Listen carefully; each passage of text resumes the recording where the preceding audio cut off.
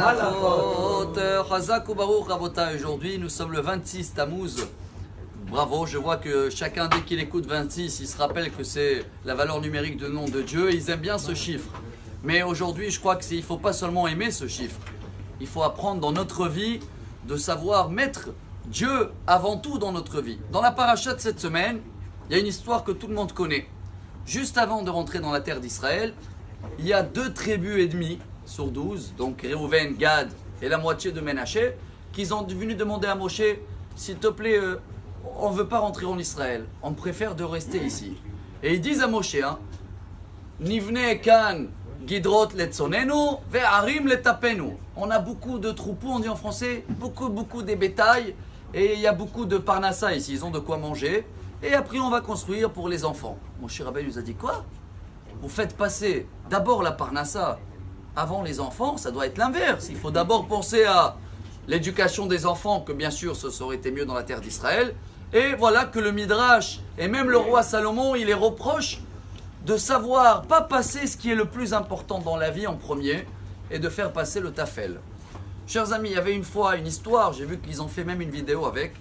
Il y avait un grand professeur en Amérique qui, lui, son discours, il était 5 minutes pour expliquer comment savoir calculer le temps et rentrer les choses importantes dans la vie. Et lui, il venait comme ça, devant beaucoup de directeurs, des personnes très importantes. Il sort une vase, ou un vase, je ne sais pas comment on dit en français. Il met sur la table, il sort comme ça une douzaine de pierres. Il remplit bien le vase. Il demande à tout le monde, est-ce que le vase est plein? Ils disent oui. Et attendez, ne bougez pas.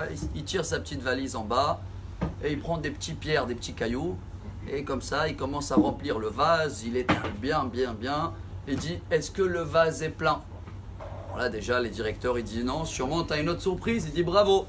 Et il sort de son sac, un petit sac rempli de sable. Et il commence à bien étaler jusqu'à que ça prend toute la place. Est-ce que le vase est plein? Il répond plus. Il dit non. Il sort une petite bouteille d'eau. Il avait une petite bouteille d'eau, la classe. Et il commence à remplir de l'eau jusqu'à que ça arrive en haut. Et là, voilà le message, ces 5 minutes sont terminées, nous on n'en a même pas 3. Quel est le message? Il demande à tout le monde. Alors eux, ils essayent de dire que tu peux toujours rentrer des choses dans ta vie.